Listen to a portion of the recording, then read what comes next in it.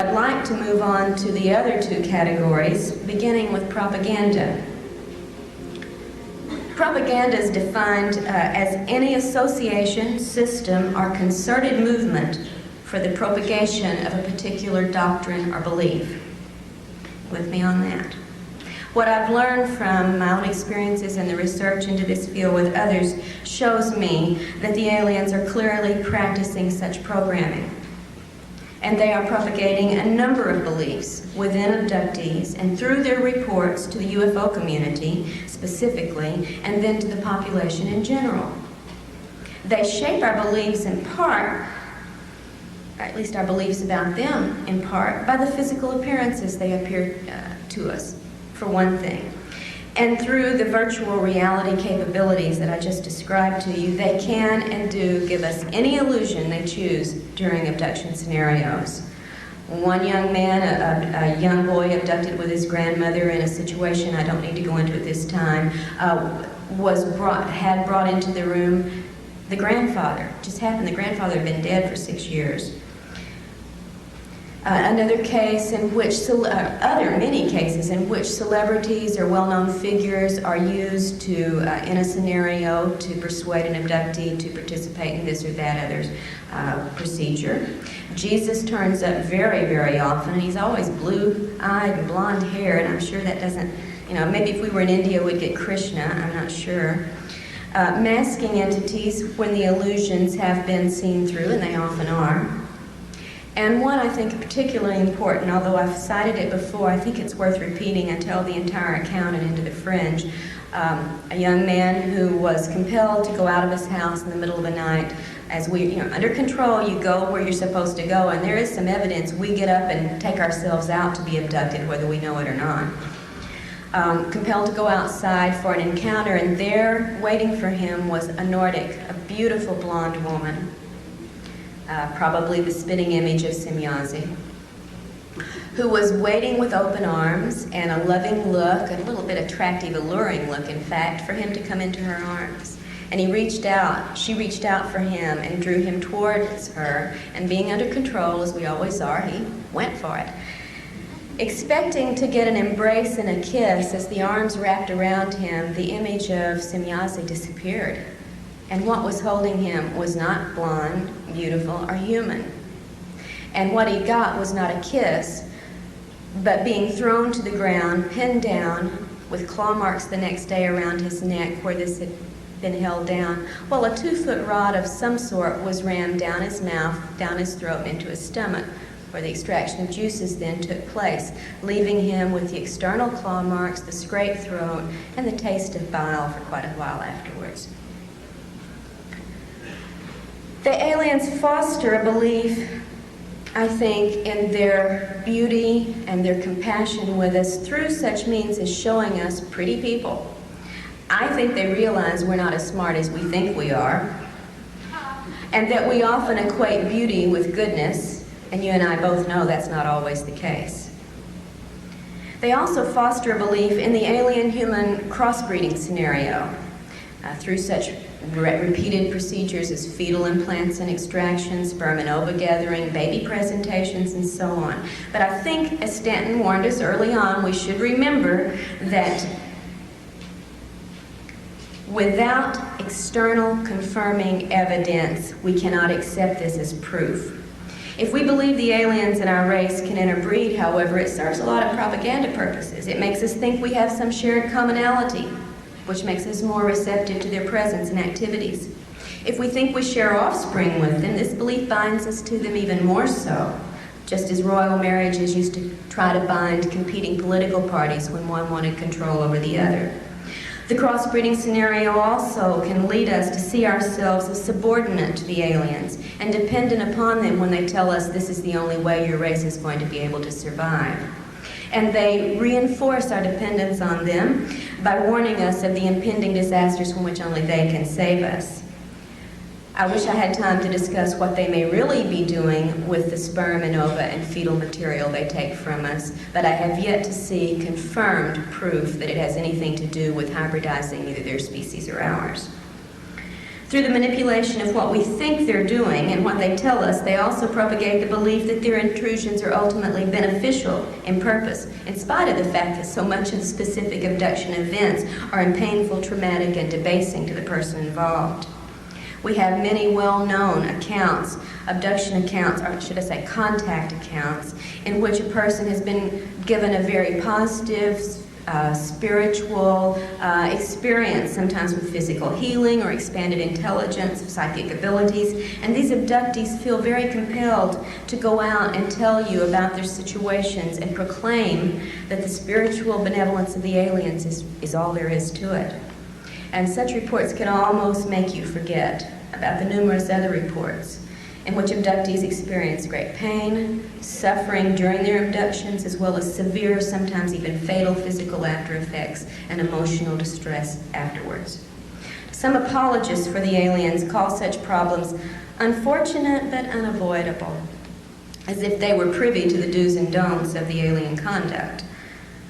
But if inflicting pain or permanent damage can be controlled and avoided in certain cases, we can have and do have the right to ask, why is it not extended to all abductees, which it certainly is not.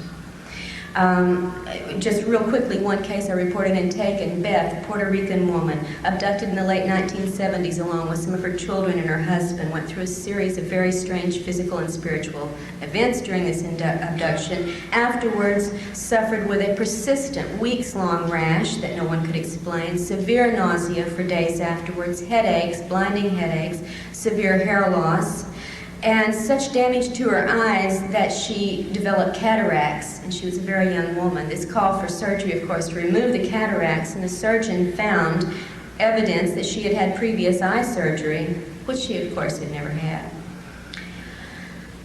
We have reports over and over of diseases, distress, sometimes fatal situations following immediately upon abductions, as well as the wonderful healing cases that are out there. They do exist, but if they exist for one, why do they not exist for all? And I think we need to ask that. Propaganda techniques also include perpetrating good cop, bad cop situations, or good alien, bad alien situations. You know how many accounts tell of painful, traumatic events taking place during an abduction, and then they stop when the good alien enters, the friendly one, the protector who makes it all better and takes away the pain.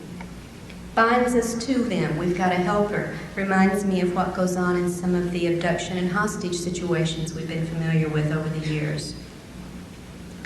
These things tend to instill in the abductee a sense of awe, a sense of fear, a sense of vulnerability, and in a very, very strange way, a sense of bonding and identification through that protector alien figure, making us subordinate and vulnerable in our relations with them. The aliens start early in the abductee's life to instill notions that the abductee somehow belongs to the aliens, is alien property, sometimes telling children, as they told me, that they are their parents, that the human parents are not the real parents, that we are their possession. Aliens say they have the right to do the things they do to us. They never show us, however, the warrant for that right. They foster our belief in the crossbreeding agenda. And if all we had to go on was the data related to this, that would be a very acceptable theory. But I hope I've made clear to you by what I've presented heretofore, that's certainly not all there is to the phenomenon. In a handful of cases, well, I don't have time, we're coming to a limit here, abductees have even seen these wonderful hybrid fetuses that are supposedly going to either save their race or our race, depending on which alien you're talking to at the time, deliberately destroyed. In one case, blended up as we would do a milkshake, and when the woman, in great distress, protested this, was told in effect by the alien, don't get so excited, it wasn't really alive anyway, and don't worry, we won't waste any of the physical material. I wish I could go into a series of other reports along this line that bring block after block of evidence upon which to build the idea that we should not accept hybridizing and crossbreeding as the agenda, but again, time is of the essence. Programming also occurs with the sexual scenarios that are carried out, and again, without getting into the details, they are mostly reported by abductees to be invasive, unwelcome, and traumatic, having after effects on the sexuality of that person, sometimes for years afterwards. There are a lot of details we could discuss, maybe during question and answers we can. In general, alien propaganda seems designed to promote the superiority, the proprietary nature, and the benevolent status of the aliens, and the subordinate dependent position of humanity. To close, I'd like to talk very quickly about the issue of fantasy. Fantasy refers in some of its definitions to suppositions resting on no solid ground. And I think you can see already we've had alien fantasy perpetrated upon us in scenarios. I think more disturbing sometimes is the fact that there's come to be such a strong element of fantasy or fantastic thinking in the abduction research community, so that we've made the mistake of basing our theories and ideas and responses upon what is essentially alien-controlled reports from abductees that cannot be taken at face value, even by those of us who go through them. These have led to fantastic theories, those with no basis on solid evidence. And you and I have heard many of these statements made to the point where it's divided the community into a point where we now refer to camps of opinions, as if the soldiers on one side of the field are getting ready to take on the soldiers on the other. And this is not the way it should be. We base our theories on fantasy, and we're never going to find the truth. I wish I could end with this reply to one of the statements I consider fantasy-oriented. The aliens must be benevolent because they have the ability to conquer us, and they haven't invaded us. If they wanted to conquer us, they could. Therefore, they must be our friends. And my reply first is, every time a person is abducted, there is an invasion. Also, please remember, there are many more sophisticated ways to invade than to use weapons of mass destruction. If they can control and manipulate the way we think, the things we see, and how we emotionally respond, they don't need those weapons.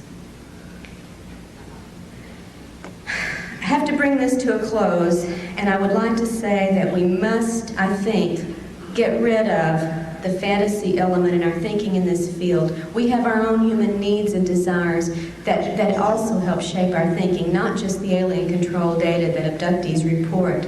We do not want this to be a bad situation, therefore we don't let ourselves think it could be. We do not want to think our government is involved in any way in this because it's too frightening. The implications are far too frightening, so we ignore them or deny them or rationalize them. We feel so helpless sometimes to affect any change in the abduction scenario that we forego focusing on the big questions and resign ourselves in effect to abductee therapy, which of course is necessary, but it's not abduction research. The point is not so much learning how to live with the situation as it is finding answers to the questions of who in truth these beings are, why they're here, what technology they possess that allows them to implant and control us, to clone our bodies, to harvest our energy and our physical material, and to find out what our government knows about this agenda and what it may be trying to do about it, and why part of that involves intimidating, surveilling, and even abducting abductees.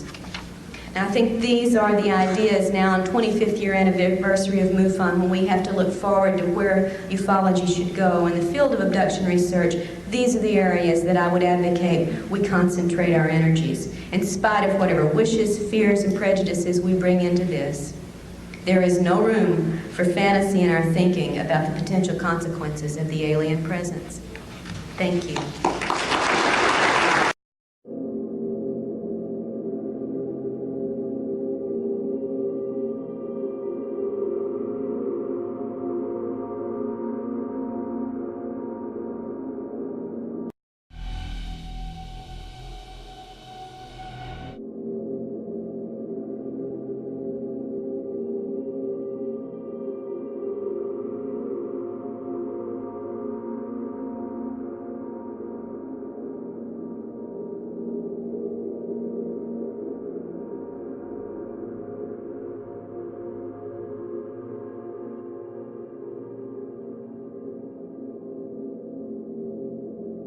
very often, and he's always blue-eyed and blonde hair, and I'm sure that doesn't, maybe if we were in India we'd get Krishna, I'm not sure.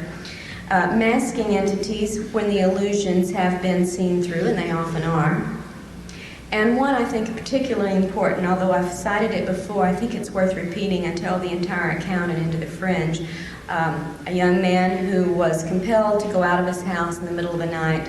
As we, under control, you go where you're supposed to go, and there is some evidence. We get one young man, a young boy abducted with his grandmother in a situation I don't need to go into at this time, had brought into the room the grandfather. It just happened, the grandfather had been dead for 6 years.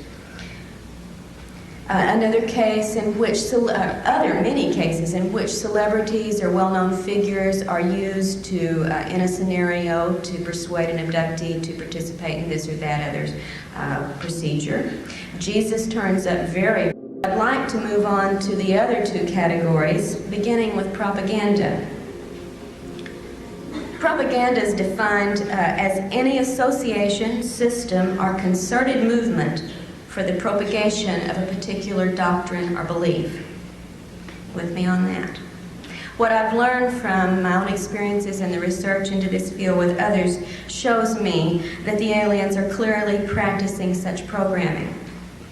And they are propagating a number of beliefs within abductees and through their reports to the UFO community specifically, and then to the population in general. They shape our beliefs in part, or at least our beliefs about them in part, by the physical appearances they appear to us, for one thing. And through the virtual reality capabilities that I just described to you, they can and do give us any illusion they choose during abduction scenarios.